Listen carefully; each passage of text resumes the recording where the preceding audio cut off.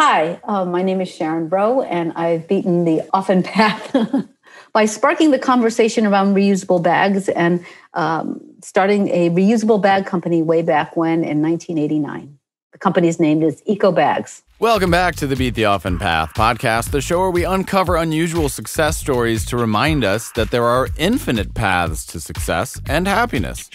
Today, my guest is Sharon Rowe, and let me tell you how excited I am about this episode, folks. Sharon built a business with no outside funding and a family of two small children in 1989 called ECOBAGS. She helped pioneer the greater shift away from single-use plastic bags and single-use plastic in general towards more sustainable business packaging and practices. She's also the author of The Magic of Tiny Business, and she's built an amazing life for herself, her employees, and her family. Oh, and she also has a background in theater, so we've got that in common too. What an inspiring story we have for you today. So with that, here is Sharon Rowe. Well, wonderful, Sharon. Glad to have you on the podcast. You've done some really impressive stuff. I'm very eager to jump into a conversation with you, so thank you, first of all, for joining me today. Oh, you're welcome. Thanks for finding me. Yes. So your story ticks off so many of the boxes that are important to me. You have done something for yourself. You have gone into business for yourself, but you've done it in a way that is helping the planet. You're a very creative person, and you've also written a book, which is something that I want to discuss as well. So you've just done all of these things that I find to be very cool, and that if I fast forwarded my life 20 years, that it would be cool if I have done in the future. So I'm super excited to hear how you got started in all of this.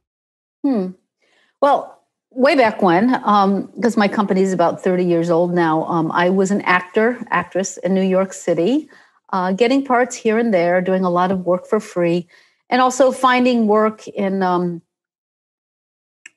opportunities and things that I wasn't really passionate about, selling other people's soap, selling pharmaceuticals that I didn't really care about, et cetera, et cetera. And they were things that really didn't match my personal values, even if it was upping my game as an actor and giving me greater access to the acting pool, managers, et cetera, et cetera.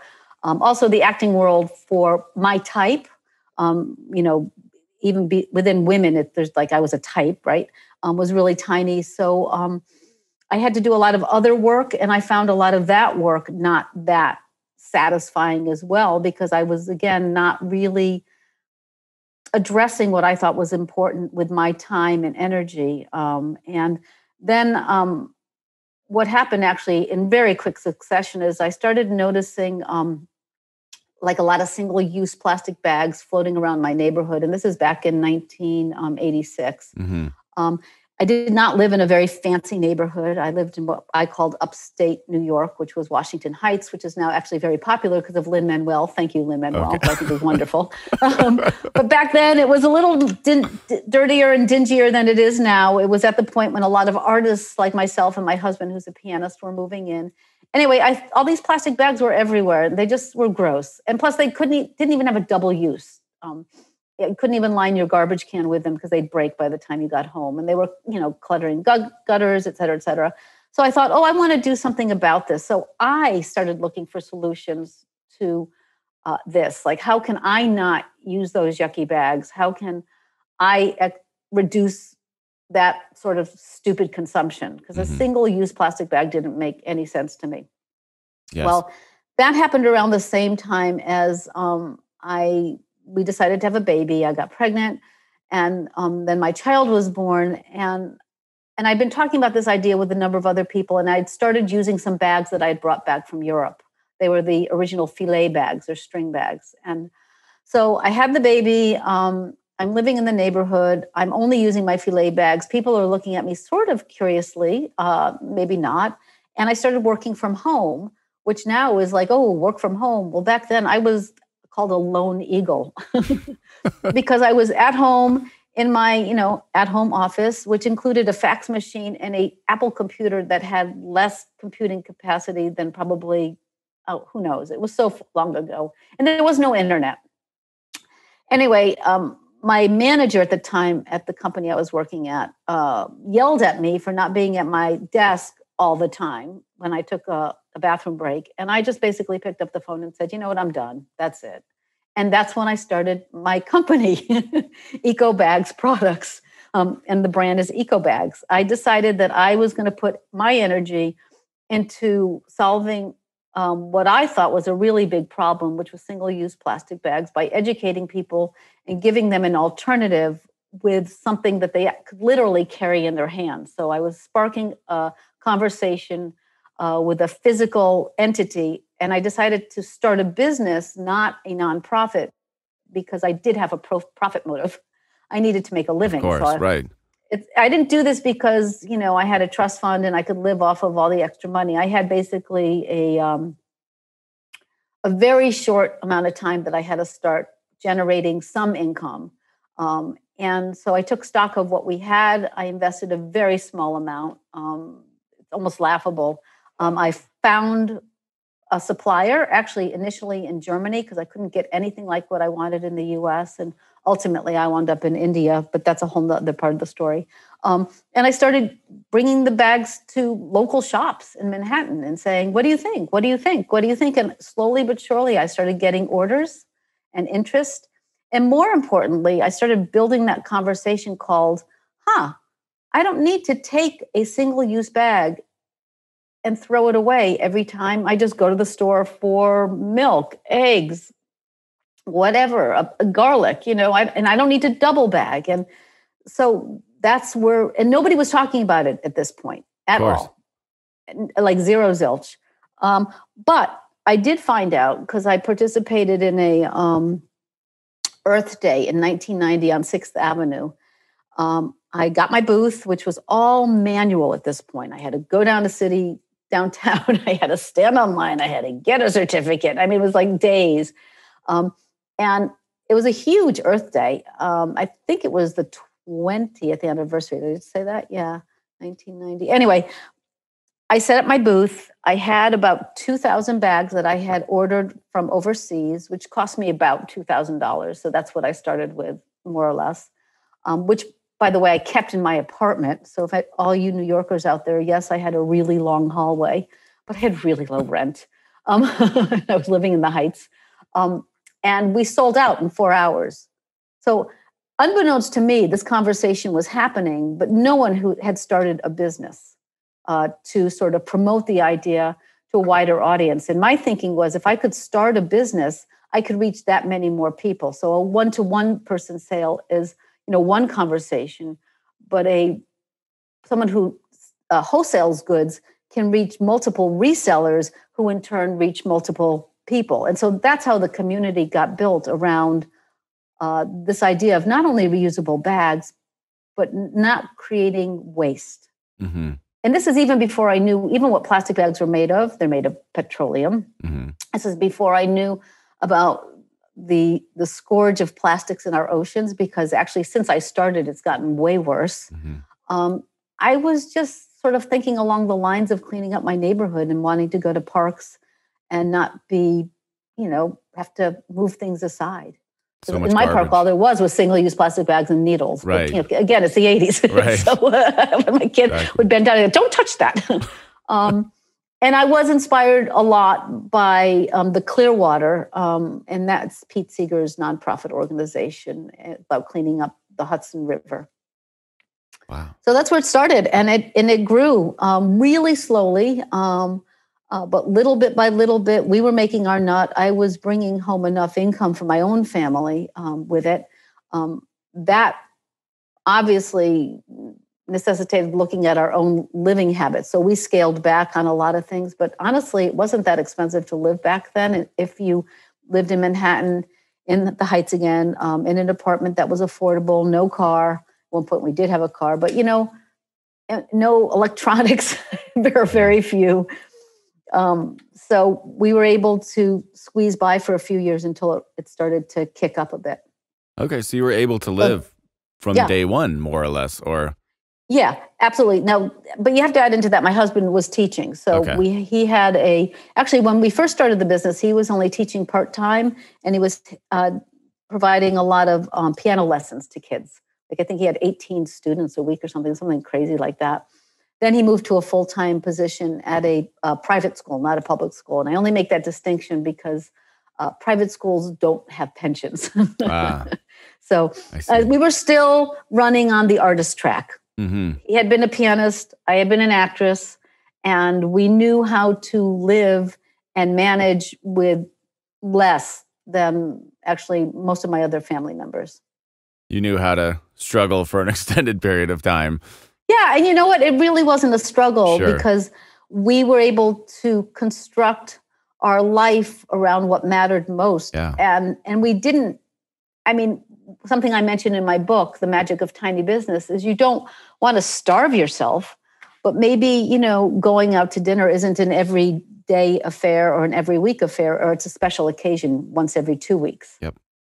So you get rewards. So you have to build in your rewards. You don't have to, they're not part of your daily until you can get to the point that you can add in more, if you even want to add in more. Sure.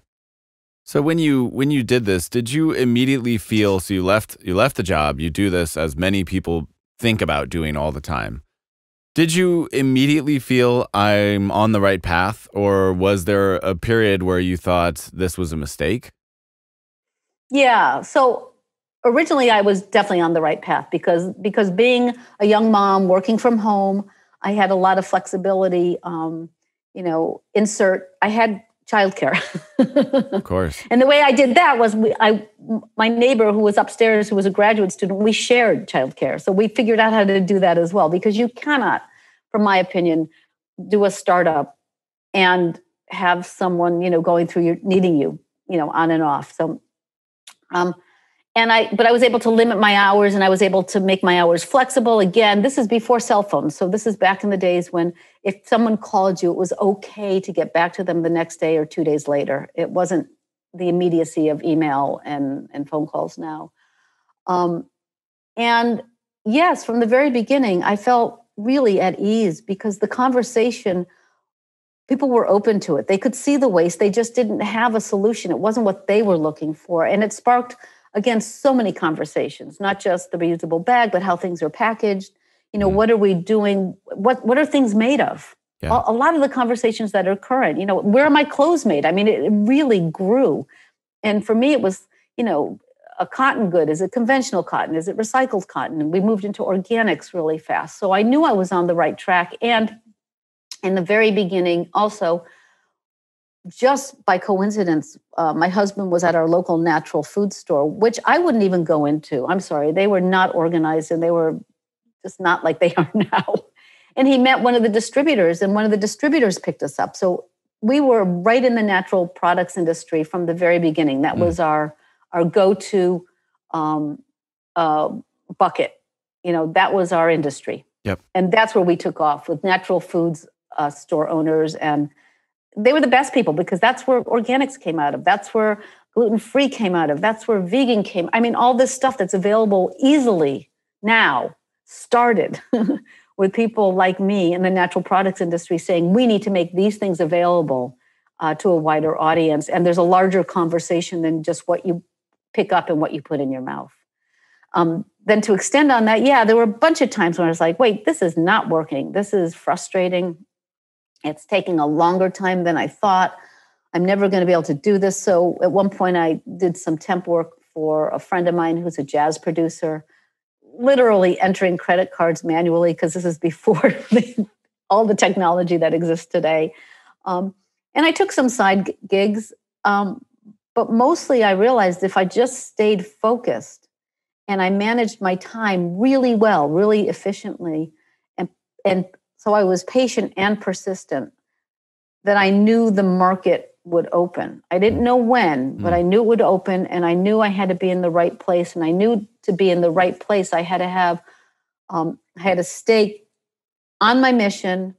I had to be as transparent as possible. I had to find my community, which was the natural products industry, and then expanded to the B Corp world, and which expanded to the social venture world. And that I needed to have inventory. I had to be on mission, have good goods to sell, and I had to have a good handle on cash flow. Mm-hmm. And I had to build relationships, long-lasting relationships. Mm-hmm. And I'd like to say that some of the companies that we still sell to, They've been in business for 30 years as well. Wow. So you're really on the cutting edge of all of this. I built a solid base. Yeah. This is that awkward moment in the show where we interrupt the normal listening experience to bring you what could be called a commercial, but let's not be so crass, okay? Instead, I'm just going to use this opportunity to remind you that podcasts only grow with the help of their listeners. So if you're out there listening to this, if you like this story, if you like these stories that I'm bringing to you, please subscribe on Apple Podcasts, subscribe on Spotify, share the episodes that you like with people who need to hear them. Rate the show 5 stars on Apple Podcasts, subscribe on YouTube, follow me on Instagram at The Ross Palmer, and just do whatever you can to help this podcast grow so that I can continue to bring inspiring, new, and fresh success stories from all around the world. So again, I want to grow this podcast with you. And with that, let's get right on back to the programming. Were you the first to do this that you know of in the U.S.? Were there others? Well, I thought I was the first. Okay. And this is before the internet, so I didn't know what was going on in California. Of course, right. I mean, where are you located? I'm actually located in California, in Los Angeles. Okay. We had no idea. Right. So we had no idea what was going on in California. Right. But of all the people I knew and everything I'd ever heard and all the research that I did, I was the only one. Interestingly enough, when we did that Earth Day event on 6th Avenue in 1990, we're selling hand over fist, sold out in 4 hours. There's these 2 people looking at us and sort of taking notes. I'm like, who are they? Right. And I went over and I introduced myself, and the woman's name was Lainey Johnson. She introduced herself. Her company was named EcoSense. Oh. My company was with ECOBAGS, and we were doing similar things, but she was downtown Manhattan and I was uptown. Okay. So I wasn't really the only one. I was the first one to put it on the internet and stuff and really grow, because what happened is I actually wound up buying her business. So technically, if you roll us together, we were there. But I said, look, I'll just do everything above 14th Street and you do everything below 14th Street. We basically split Manhattan. Split it up. Yeah. Because again, no internet, no Google search. This is knocking on doors and going to trade shows. This is all handshake by handshake by handshake. Yeah. And we figured we'll work together. And we did for years, like a year and a half or so, until I purchased her company. And then I just continued to grow. Wow. And she left, not because she couldn't do enough business, but because her husband was a professor, I think at NYU, I'm not sure. And they left Manhattan. Okay. Yeah. And then they were older than me, and they were off to do something else. Got it. Yeah. What an unbelievable story, first of all. Let me just say, that's incredible. You obviously don't know much about this podcast yet, but what I'm always harping on is the intersection between a couple different things, between creativity, namely the arts, and commerce, and the third part of the triangle being doing good for the earth, or things that at the very least aren't harming the earth. Mm-hmm. And as the father of a daughter myself, who is now just 3 years old, I want her to grow up and feel that she can do something exactly like what you have done. I want her to feel, if she grows up and feels like this is something that I could do, then I will be as thrilled as I can possibly be. Mm-hmm. So we've got this great, marriage of different ideas. Yeah. You started as a creative, but obviously money is important. Love it or hate it, it's important in this world that we live in. So you say, okay, what can I do? I can do this. And you did it. Now, I haven't read your book yet, but as soon as I saw the title and the tagline, I thought this is immediately going to be the next book that I buy, The Magic of Tiny Business. Mm-hmm. I love it. You say you don't have to go big to make a great living. That's the tagline. And I think that's so cool because so many people think I need to make $100 million or $1 billion. I need to be the next Steve Jobs to have a great life. But here you are. You've done something that you can feel really good about. You, like you said, for many years, you were providing for your family, not necessarily maybe doing a whole lot more than that to start, but you had a mission that you believed in. So I think that's all just so excellent. So yeah, what can you tell us about the book itself? What was the idea behind that? Well, first of all, I'll define tiny, because I was actually looking at that this morning again, because it can be confusing. It's really not about the size of the company. A tiny business can be a multi-million-dollar company or billion. It's really, we are, instead of saying we're a small global brand, we're a tiny global brand. And a tiny business is one that is mission focused on with purpose and passion, but is clear about using profit to build a better planet. Okay. And I was wordsmithing that this morning, so I will make it shorter. But the thing is, what I can tell you about it is it takes a lot of perseverance, and it takes wanting to, part of that magic of tiny business, you don't have to go big to make a great living and a big impact, is understanding from the impact point of view how many people you can touch if you can leverage a business as the touch point. And then the profit part is how much do you really need? How much do you want? And setting, I always wanted to go big. My husband laughs at me because he said when I was an actor, all it says, I want to go national. I want to go national, right? That was my thing. But I saw my own limitations in that world for me, my type. But going national meant making an imprint that had a lasting effect, that started a conversation, and that was something that would shift how we are now. And that was as an actor as well. And what I've seen is my business, ECOBAGS, stands at that sort of intersection, that pioneering intersection of that conversation. And for a long time, I didn't even know it until I was at a social venture conference. And a friend of mine, Rose, she and her husband, Tim, own Green Retirement. And they are, as I know, the first 401k retirement that is fossil free.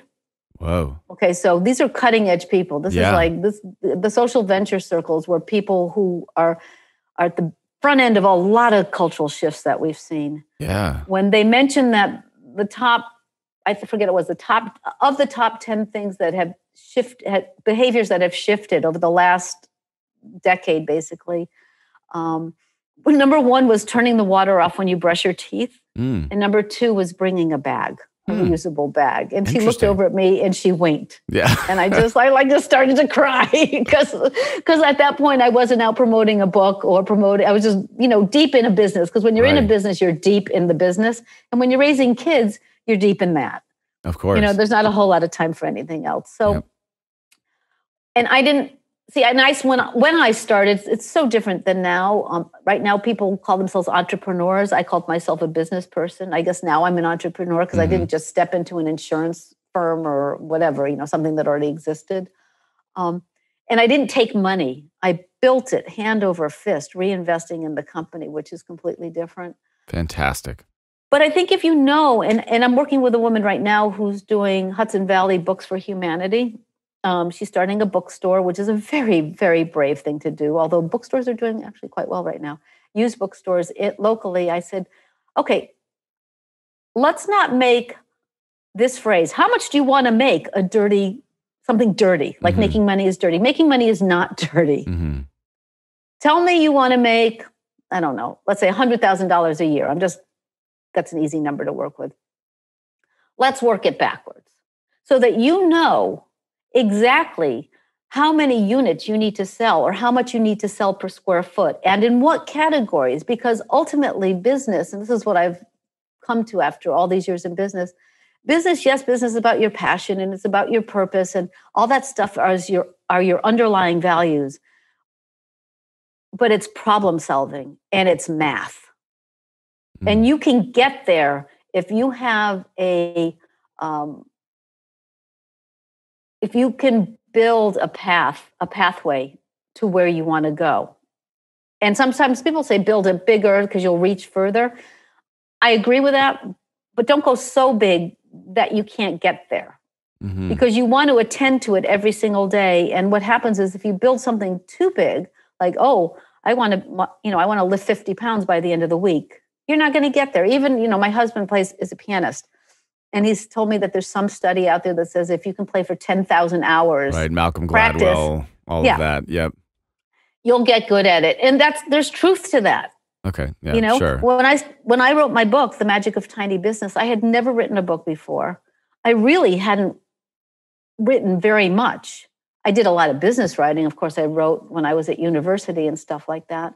But I had started 2 years prior to when I even had the idea to do a book, deciding that I was going to do kind of like Julia Cameron morning pages. Of course, yes. But I didn't really want to do morning. Yeah, and I'd done morning pages years earlier because I was an actor, and that's what you did. Of course. And I actually right now I'm painting, so you do those things. But I didn't want it just to be about my feelings and my perceptions in the world. I would start every morning, and I would just go, oh, chair, and I would write for 20 minutes about a chair, and then I'd turn off my timer and stop and walk away. And I built that muscle of writing, so that when I actually didn't decide to write a book. A friend of mine, Deb, said, you need to write a book. Come on. Absolutely. And I was like, really? Did, yes. Are you kidding me? And she said, no, you really do. And she has a company 10 times my size. Okay. And I said, okay, fine, I'll do it. And I said, and I was like, yeah. And I thought, oh God, okay, this is going to be a lot of work because I can be pretty lazy.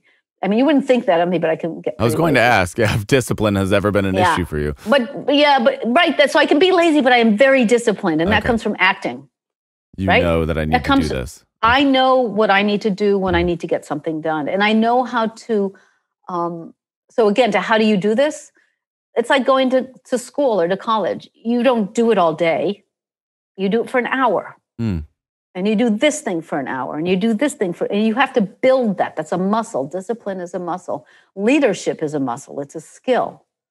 Writing is a skill. It's a muscle. So every single one of these things, improv we were talking about earlier. Yep. You've done improvisation for years. I've done improv for like a gazillion years. Sure. It's a muscle. Yes. Yes, it is. And you don't always win. No, you definitely don't. So, in fact, crickets will tell you when you don't win. Yeah. Acting and improvisation will teach you how much you suck. That's right. Which a lesson I'm learning every day, by the way. Yeah. Oh, kids will tell you that all the time, 100%. That's TikTok for you if you've ever been on there. Oh my God, yeah. It's good to fail regularly. Yeah. It's really good to fail. Yep. And sit in it. And sit in it and dwell in it. Feel the pain. But ultimately figure it out. Right. Because it presents you with a problem to be solved. Right. And I find for business, that problem can be solved on a spreadsheet. So just working out the numbers, you say, okay, I want to earn $1 million a year. That's X amount per month. That's this many units per week. So you really just start there, work your way backwards and say, okay, I've got to hit up this many stores to make this happen. 2% of them are going to say yes. Yeah. And you were able to do that. Okay. And I was able to do that. And I did, and all the thinking around it is happening now. When I was doing it in the early days, I didn't have any mentors. Right. Plus, there were very few women that I knew in business. In fact, all my friends were actors. Okay. Actors and musicians. So you really took a leap. There was no Instagram inspiration. No, I was not getting, You just we had 3 channels. Really started. Incredible. This is before, I think we had cable. Maybe we had cable. I also had 2 kids. 1 and then 2 years later, 2. I didn't have much time I didn't go to school. There was no Udemy courses or whatever you call it. There was nothing online. Right. There was no online. There was no template for what to do. There were no templates. And you were in an entirely new industry that nobody knew. It certainly wasn't fashionable back then. You were on the very cutting edge of what would become a massive thing. Right. I was creating a business around a market that didn't exist. That's so incredible. I had to create the market. That's so incredible. I think one of those, there's so many things I want to ask, but as, people get into this. So for my personal journey, we watched some documentaries. I watched Food Inc., Earthlings. My wife and I were shaken to our core. We looked at all of this stuff like, oh my God. So we did a month of eating vegan just to see what would happen. And then that month turned into 2, and then it became a year, and then it became 2 years, and then it became part of our life. But obviously in the beginning, you start asking yourself those little questions like, what can I do? Oh, maybe I can swap out all of the light bulbs in my house for eco-friendly light bulbs. Maybe I can not buy meat. So you start asking, what are the little things? Or like you said, don't turn off the water when you're brushing your teeth. Now, later you might get depressed by the fact that Coca-Cola is putting out more garbage than any human could ever possibly compensate for. And you get depressed about the corporate state of the world and all of that.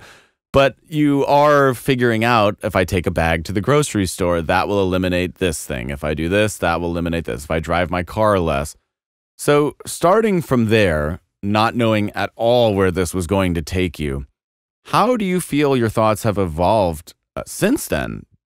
Have you expanded your vision with not only the company, but with your future plans? Are you saying, no, we're going to stick to bags? How has your thoughts changed since 1989? Well, first let me address something you said, which Sure. is, you do all these things and you think you're making an impact and you feel good about them. That's really important. That's a really important piece Yes. of what I call not being pinged, because when you don't do them, you get like a ouch, Mm-hmm. right? Yep. So we started this conversation with, at the beginning, I said I was just putting a chicken in the oven. Well, it's a sustainably raised chicken. So that's, Sure.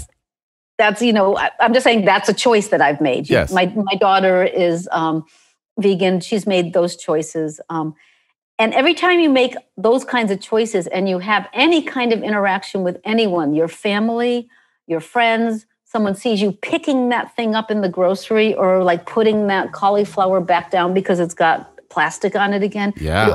You're signaling. True. And you're signaling, and for those people who are out there in the world noticing, which there's a lot, everybody says they're in their own little bubble, but there's a lot of noticing going on. You're affirming, you may be in the position of affirming a held belief that hasn't been tested or is being tested. Mm-hmm. So you're having ripple effects in all directions, right? Yeah. Just with very simple steps that you're taking.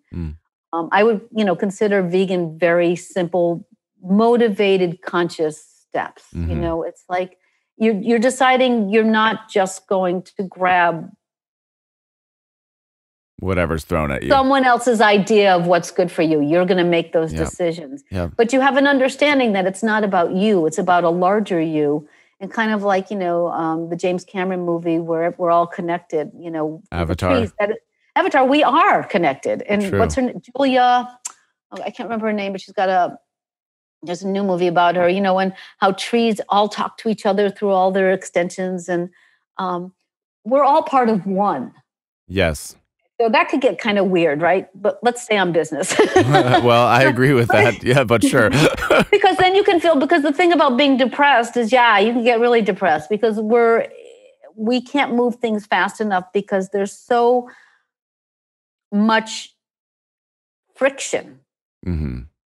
But you have to understand that there's a lot of good stuff happening as well. And things just take time. And we just hope that things can move faster because we're impatient. True. So we get impatient. Now I forgot what you asked me to begin with, but we are ultimately impatient. Yeah. Have you changed? How has your vision morphed? No, I've gotten deeper. Deeper. Okay. But I actually also wonder, should we go in different directions? We were challenged for a while in terms of materials.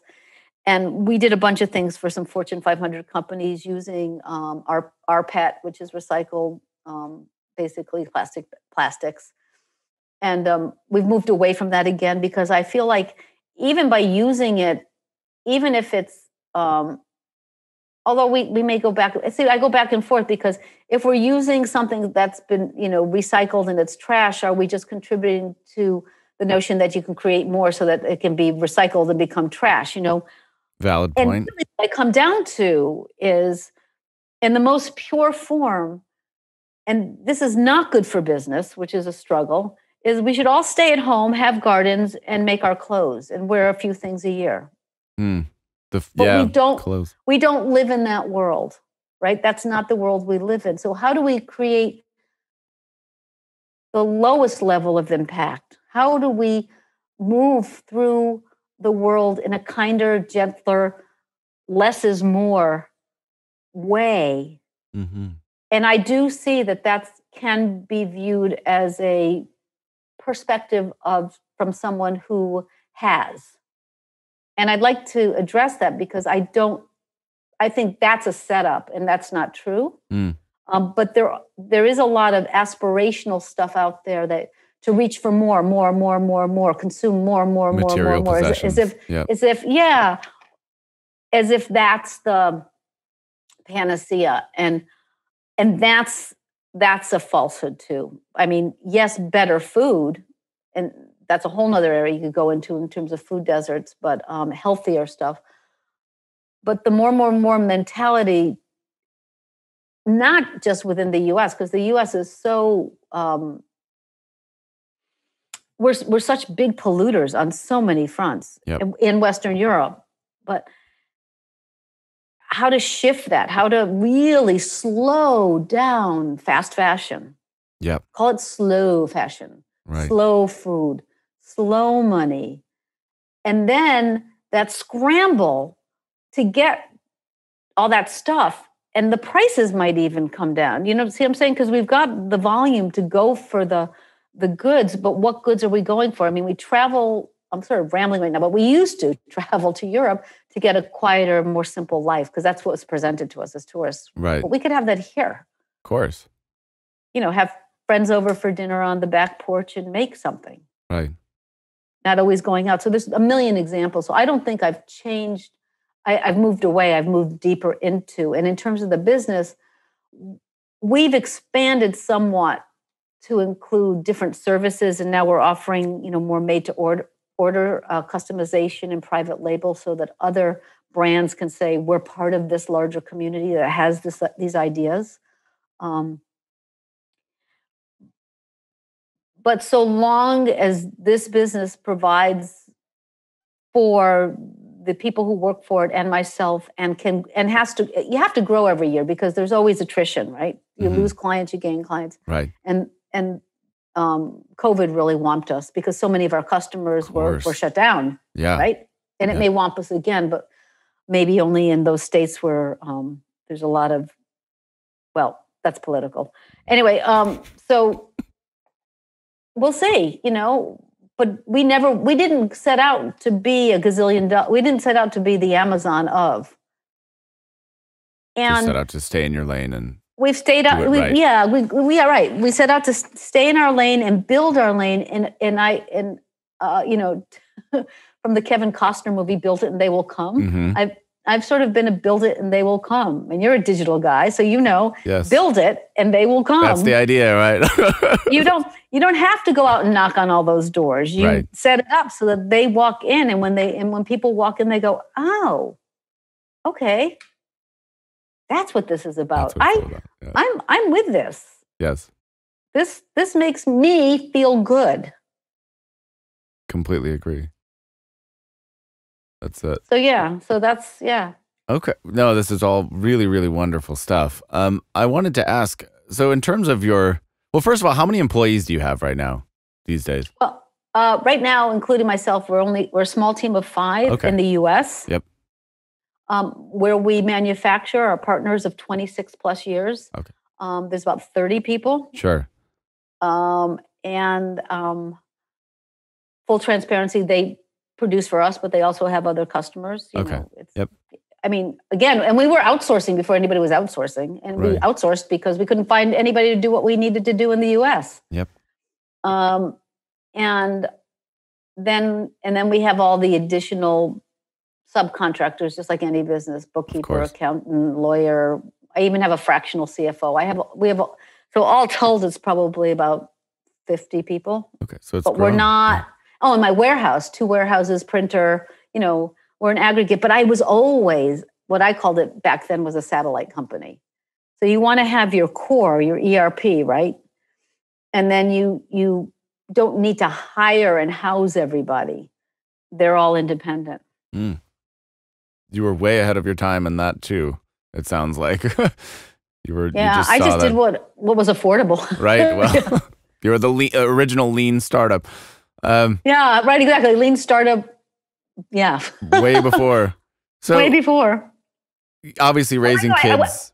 Go ahead. I want to say one more thing. Yes. Something also that I didn't want to subscribe to and write about in the book is something called co-opportunity. Okay. I believe that if you find someone else in your space, who they could even be a direct competitor, but usually there's something different, just like, there's different kinds of sneakers. Work with them, expand the space. First of all, it's way more fun. And you gain access to whole other audiences. Why wouldn't I want to work with a reusable water bottle or my friend Eco Lunchboxes, Sandra? Why wouldn't I want to work with them? Interesting. But that's something that we were doing way before, but now it's pretty popular in terms of, branded co-marketing campaigns and stuff like that. Of course. So turn your competitors into allies. Yeah. Yeah, and if you don't work with them because you decide you don't want to, look at what they're doing. Oh my gosh, and see where's the fit. I mean, if you're on the same, if it's another B Corp, it's another socially responsible business, their growth is only going to help you. Like it's an all boats rise kind of thing. Especially if you're focused on a larger objective, which is bigger than your individual company, the mission 100%. Of what's behind it. 100%, and very practically. If they have a buyer they're working with, and their buyer is sort of testing that idea of, these responsible companies, they'll be open to other companies like them. It's tactical too. That's so cool. Yeah, that's always been a vision of mine as well, to do business only with ethical people. I do marketing. I want to do ethical company marketing. To have a exclusive client roster of people who are doing good things. I know a bunch of people who do that. Yeah, that's wonderful. Yeah. I don't know about starting a product business, but obviously that's a different kind of thing than a service business. Yeah, it's a little tricky. I mean, yeah, it can be tricky. And the other thing, though, is if you work with someone who you don't really like what they're doing, you have the opportunity to influence them. Change. To be a voice of change. And if you really don't agree with what they're doing, I mean, I've had a few clients come across and you think, we're just a bag company and this would be a custom printed bag. You say, sorry, we can't do it. Can't do it. And I could get very political on that, and we haven't had to do that. So, but that's a choice. Right. And it's also, I guess, I don't know. Do you think it's a luxury to have that choice? Do you think that everybody is able to make that choice? Or are there situations where people have to do something that they don't want to do to make the ends meet? Do you believe that everybody can adhere to their principles throughout their career and business and life? Yes and no. And it's very individual. I think the least amount you need to compromise, the better, and that there are levels of ouch. Yeah, I'll just put it there. Like if I'm supposed to recycle something, if I know something's recyclable and I throw it into the garbage can, that's a tiny ouch. That's a tiny pain. If I'm doing a marketing campaign for Philip Morris, that's a big ouch. That might be your big ouch. For me or something like that. Yeah. Okay. That's what I'm saying. I mean, again, the stuff I have is so political, it would be like it'd blow up your podcast. Although I don't know who you have listening, but yeah, I mean, there's rights that have been removed, and it's like I wouldn't want to promote those. Yes, completely agree. Well, I suspect we agree on a lot of those deeper political issues. Well, you live in LA and I live in New York, so right. Yes, I think we're probably on the same page about the great majority of those things. Yeah, we both came up through the theater and improv. So yeah, I think it's safe to say that it's a safe space. But I completely agree with you. Yeah, and I was listening to a daily the other day, the daily podcast from the New York Times.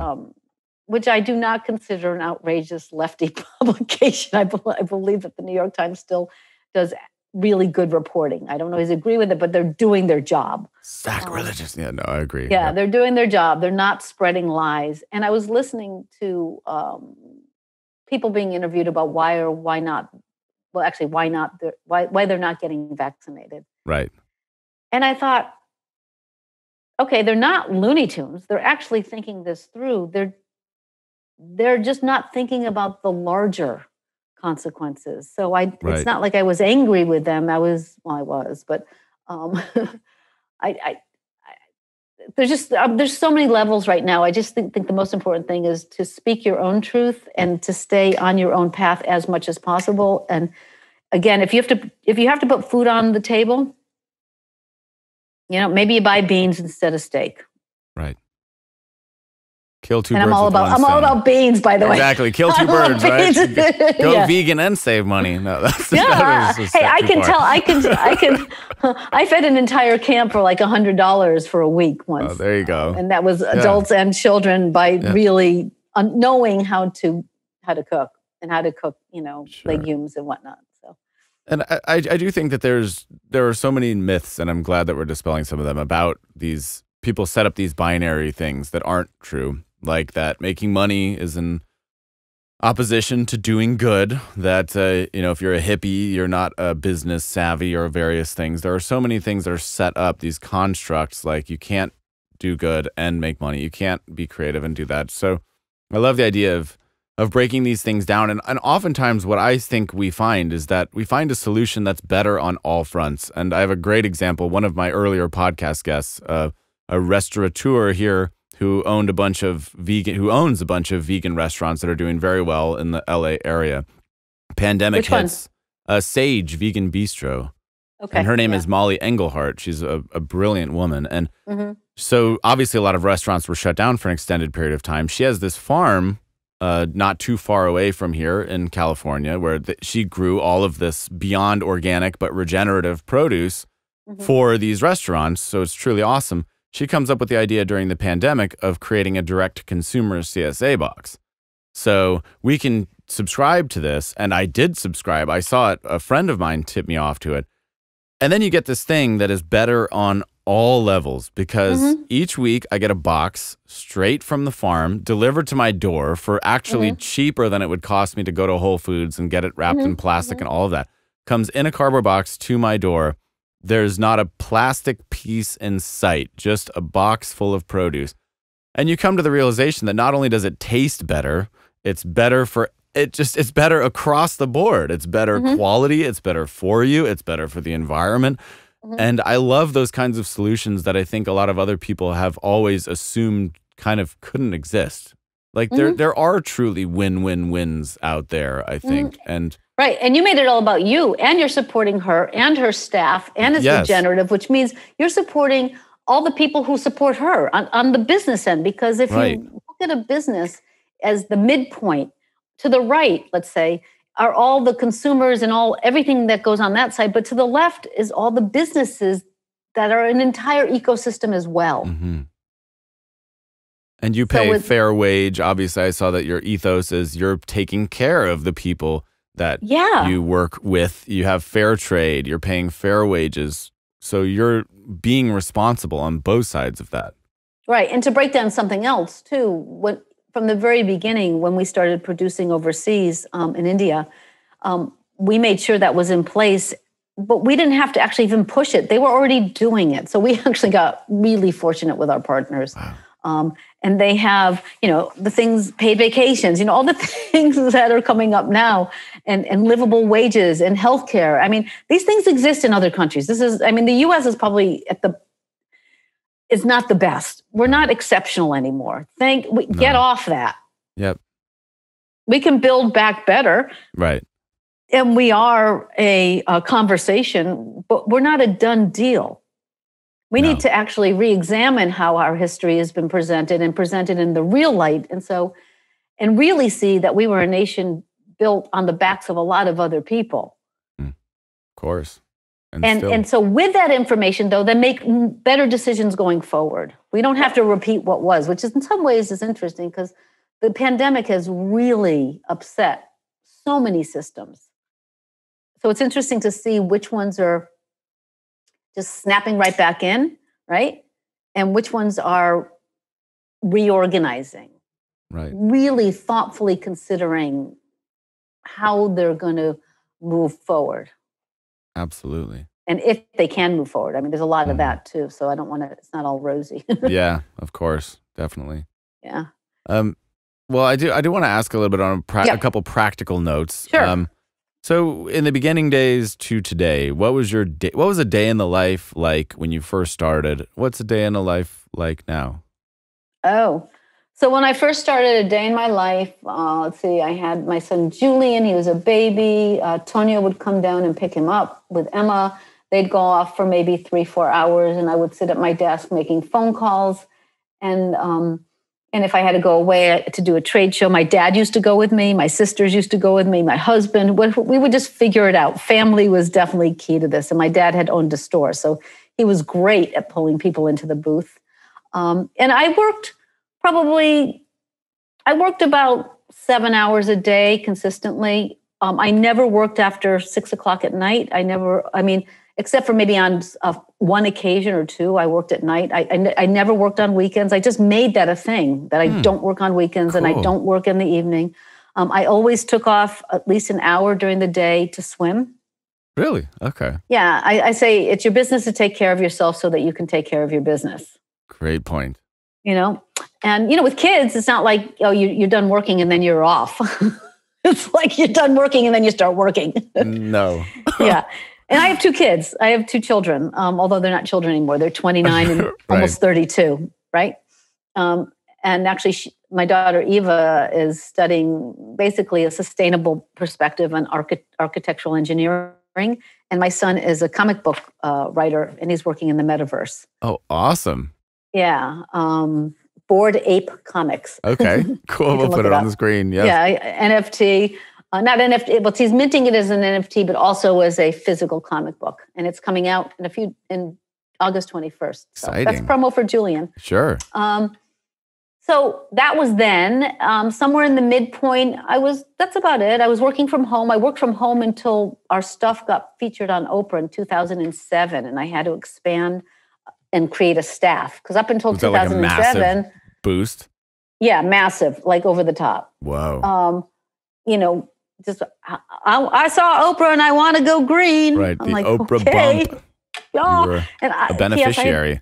She's amazing and I love her, but I had never watched her before that because I was a mom with 2 kids running a business. Who has times to watch TV in the middle of the day? Of course. Not going to happen. But my neighbor watched it and my mother-in-law watched it. So yeah, basically that was, I always took vacations. And my husband's a school teacher, so 2 weeks at the holidays, 2 weeks in March, and all of the summer. So I took as much of the summer as possible until computers and cell phones started invading everything. And now I work, a couple hours a day. I have a team of people. It's so easy. I can check in on my phone. Some days I work more, some days I work less. We don't have an office anymore. Everybody's working from home and prefers that because they have family needs that they can attend to. Yep. Do I care if they're making a chicken while they're working? I don't care. Or cooking dinner or doing the laundry? I don't care. Oh. I want them to have as much freedom as possible. So long as the work gets done. So long as the customers who we work to bring in are so long as we can build relationships with those people and deliver what they need on time. Yep. Completely with you. I feel the exact same way on that. Flexibility is great. I mean, I think, and especially it's been crazy for, at least one of my employees has 2 small children. Oh my God, to have them at home during the pandemic and work and is just, she's had it the hardest. People who are single have had their challenges, but with kids in the house, school age kids has been most challenging. But my husband's a teacher and he's been going to school all year. They went back fully masked. Smaller classrooms, and he's going back full-time with larger classrooms starting in September. Yep. That's all very good. I had another question that I wanted to get through. So when you go to the first Earth Day, 1990, you sell out in 4 hours. A lot of books that I've read, a lot of stories have this kind of moment, some sort of validation relatively early on. I read Blake Mycosky's book, Start Something That Matters. He's founder of Tom's Shoes.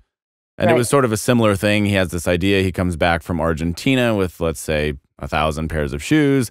They're sold out on the first day or the first 2 days. A week later, he's featured on Vanity Fair, and then yada yada goes. He gets his Oprah moment 3 days after coming back from Argentina, so to speak. Do you think that it's important for validating a business idea that you have some form of instant validation? Do you think that that is an important sign? Because on the one hand, I think we're in an instant gratification kind of society where people are very impatient. They don't want to build things. I think we're all guilty of that to some degree. But on the other hand, When is it taking too long? Or when would you say like, oh, maybe that's not a great business idea. Maybe I shouldn't be doing this or that? Well, it's kind of two questions. Sure. Is it a good business idea? Yes or no? That you need to answer sort of earlier in the building of it by constantly asking people and talking to people and not interrupting with your idea of where it should go and listening for the plus and the negative, right?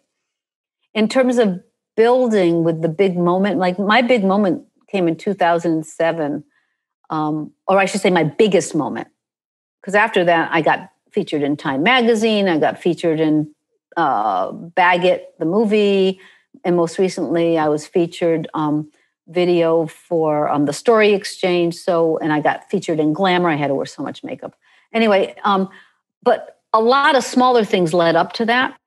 So it's kind of like building with blocks. And every block represents a niche community that, especially now, since things are so much more fragmented, it's not maybe just an Oprah moment anymore, although she still carries a huge amount of weight.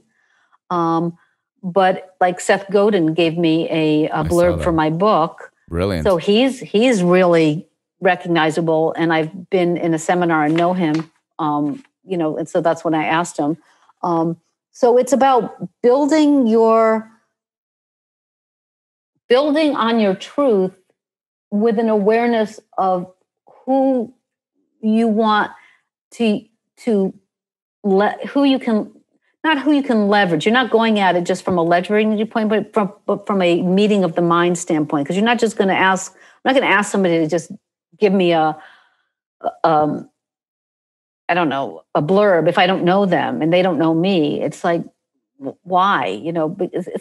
So I guess it's the influencer piece. You're basically at that. You're finding influencers, even if they're not, CBS News, or they're not going to be broadcast widely. Because sometimes actually, you can catch more fish in a small pond than you can in a large pond. Mm. So it's like I said in the very beginning, it's patience and perseverance. Mm-hmm. And persistence. That's the other P I needed. So I use lots of P's. So it's persistence and patience, and don't overdo it. Just do it a couple hours a day. Chip away. But be very focused, and that's something I have to tell myself all the time. You have to build a practice. See another P word. You have to build a practice to build your patience and your persistence in order to arrive at profit. Now you have to, because if you overdo it and then it doesn't deliver, you're pissed off. Another P. Right? So then just steadily go. Okay, I'll give you an example. I decided that I was going to do Climate Ride. I don't know if you've ever heard of it. No. It's where you ride your bike for a nonprofit. Okay. And this one is particularly is around environmental issues. And so you raise money to do the ride, and then the money you raise is donated to the thing. Well, first of all, it was a 100-mile ride from New York to D.C. First of all, I didn't have a bike. I'd never ridden more than, 10, 12 miles at a clip. And I signed up for this thing. So how did I get there? I got there by riding my bike every single day for about 3 or 4 months, just getting on the saddle, literally, and upping my mileage and going to the gym and, doing one of those, this is before Peloton, but one of those things where, the guy comes on and says, "You're an athlete." And you go, yeah. And over, the first time I rode 36 miles, I thought I was going to die. I thought, I'm never going to be able to do this. And the next thing you know, I'm riding 80 miles a day. Whoa. Now, I don't know if I could do that now because that was a bunch of years ago. Yep. But the point is that I built up to it slowly and steadily. Because again, if you push too hard, you'll injure yourself. So that's the same as being upset that you didn't reach your goal. Literally and metaphorically. Yes. Injure yourself. Injure yourself. Your motivation. Well, yeah, your motivation, your emotions, I can't do this. But to get back to your point of whether it's a good idea or not, it's good to dip into that every now and then, say, is this still a good idea? Mm.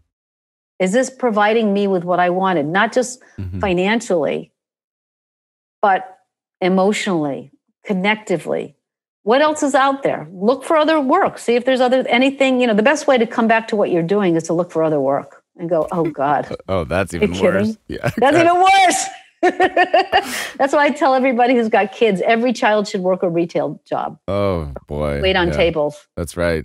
Because they'll either fall in love with it or they'll hate it. And that's all I've seen. I've seen both. Yes. Yeah. I think you have to do a job that, I've only seen the one. I don't know if I've seen anybody who fell in love with retail work, but. Yeah. So some people love merchandising and they love, dealing with customers. There's different things there, having that daily. So yeah. But you should, anyway. Okay. Well, this has been a really, really, really fabulous for me. Thank you again. I do want to close with one quick question before we promote some things. The first is I like to end with this. Again, like I said, I have a small daughter. And what advice would you have to a young girl who is thinking about following in your footsteps in some way or another? What would you say to that person? Oh, I'd say you can do it. Focus and practice. Believe and focus. Yeah, focus and practice. Okay. Yeah. And because now, everything you need to learn, you can learn, it's at your fingertips. And really what you need to learn is how to ask the right questions because the answers are there. Very cool. And I think, and there's so many more role models now out there in terms of social entrepreneurs, women entrepreneurs. There's way more people you can see doing now. Mm-hmm. Absolutely. Well, thank you for that. With that, I think, again, in terms of being a role model, your book, The Magic of Tiny Business, which I promise you will be what I purchase 30 seconds after this call. I very, very much look forward to reading it. It's right up my alley. I can't wait to see your thoughts written down. And you don't have to go big to make a great living, which you've clearly done. I think it's very inspirational. So again, really, really thank you for taking the time to sit with me and tell me a little bit about your story. I really appreciate it. Yeah, thank you. Thank you. I'm actually thinking of how, and your podcast is one way of how to amplify this story to reach more niche pockets. Because I think the more people understand that you can pick your own path and make it work and work it, it's a good thing. Great. And we know it as artists. You know you can do it. And of course, you'll always question yourself, but that's good. That's good. Yeah. That's good. Well, I'm very, very glad I met you. I think it's really cool. I hope we stay in touch. And is there anything else that you want to promote or let people know about? I want to give the floor to you for the closing word. Yeah, sure. Sure. You can get my book, The Magic of Tiny Business. Is on Amazon and Bookshop, and it's at a lot of local bookstores too. So you can request it through independent bookstores. Also, if you feel, I'll just do some family promotion. If you feel like you just need to chill down and really connect with music, my husband does. Blake Rowe does a weekly podcast called Piano Meditations, available on all your popular, podcast formats. He's been doing it for 3 years now, and I think he's up to 150 plus podcasts. And my son is doing a comic book in the universe, Bored Ape Comics. You can look up the webpage. And my daughter's skiing today because both my kids are in New Zealand, and she said it's a bluebird sky today. Powder and blue skies. Oh, that's a dream. Yeah, they're in New Zealand because of COVID. So they're there, we're here. Okay. Yep. I think they got a pretty good deal on that one. Yeah. Yeah, they were just there. So that was where they stayed. Wow. Yep. That's a cool story in and of itself. Yeah. Yeah. Well, okay. Well, thank you. My pleasure. Thank you. With that, the official podcast is over. Thank you once again for listening to the Beat the Often Path podcast. I'm your host, Ross Palmer. I really appreciate you making it this far.